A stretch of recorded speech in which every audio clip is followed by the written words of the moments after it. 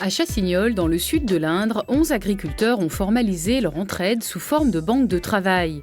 Le système, créé il y a 20 ans, concerne les chantiers de fourrage, la moisson, les labours et semis d'automne, ainsi que les astreintes en élevage. Alors, l'entraide était organisée mais pas comptabilisée. Et étant donné qu'on avait des exploitations qui étaient quand même différentes, avec des tailles de troupeaux qui étaient différentes d'une exploitation à une autre, on pensait donner plus qu'on recevait ou on recevait plus qu'on donnait. Donc je pensais que ça allait créer une mauvaise ambiance entre les collègues. Le fonctionnement au quotidien est très simple. Tout est noté dans un carnet puis enregistré sur informatique.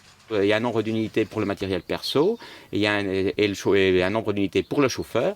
Après, quand c'est du matériel CUMA, les unités ne sont pas comptées pour le matériel parce que la personne paye les heures du tracteur de la CUMA directement. Il y a juste les heures du chauffeur qui sont revalorisées en unités. Il y a un carnet pour chaque tracteur avec du propriétaire du tracteur.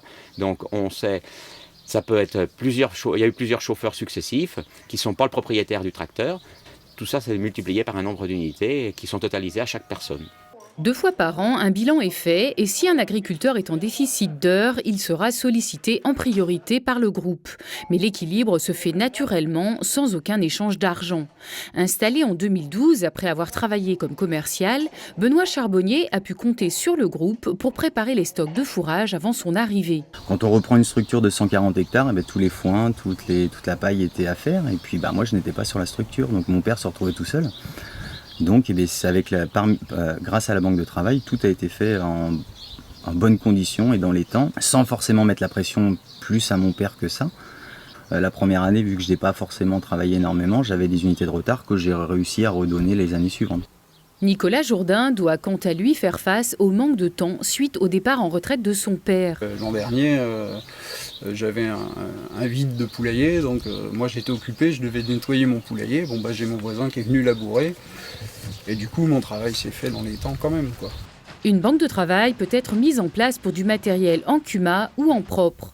Lors des gros chantiers, elle élimine le facteur limitant que constitue la main-d'œuvre, d'où une optimisation du matériel et un gain économique. Dans notre organisation, ça nous permet d'optimiser le matériel de la CUMA au maximum. Le matériel souvent ne s'arrête pas. J'ai travaillé dans l'industrie, je travaillais en 3-8, donc on avait les relais de poste. Finalement, j'avais la responsabilité d'une machine, on venait me remplacer.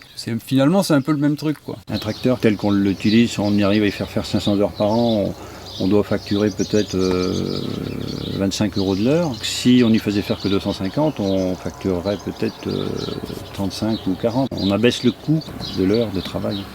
Grâce à cette mutualisation du travail, chacun peut s'absenter pour ses obligations personnelles en ayant l'assurance que le travail sera réalisé par quelqu'un qui connaît la ferme. Je laisse mon exploitation en confiance quand je pars parce que il y a une partie des collègues et on est à l'école ensemble. Donc on se connaît quand même bien, j'ai vraiment une confiance énorme. Ils maîtrisent aussi bien que moi la tâche. Même s'il y a un problème sur un animal ou une décision à prendre, ils la prendront aussi bien que moi. Au niveau de mes enfants, j'ai des obligations par rapport au travail de mon ami. Donc je dois soit les poser le matin chez la nourrice, soit les récupérer le soir. Je prévois la veille en disant à mes collègues, demain à 18h, je dois quitter le travail, est-ce que tu peux prendre ma place ? Et puis voilà, on n'a pas de frein par rapport à ça, qu'on arrive toujours à trouver de la main-d'œuvre.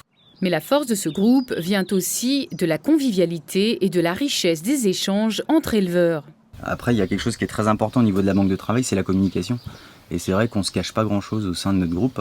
Et dès qu'il y a un problème chez les uns, chez les autres, on essaye d'en parler et justement de parer à un éventuel problème chez nous, personnellement. Je pense que c'est bon pour la tête, parce qu'on voit, au lieu de travailler tout seul, des fois, tout seul, on va peut-être s'énerver un peu ou se stresser parce qu'on a peur de ne pas arriver à tout faire.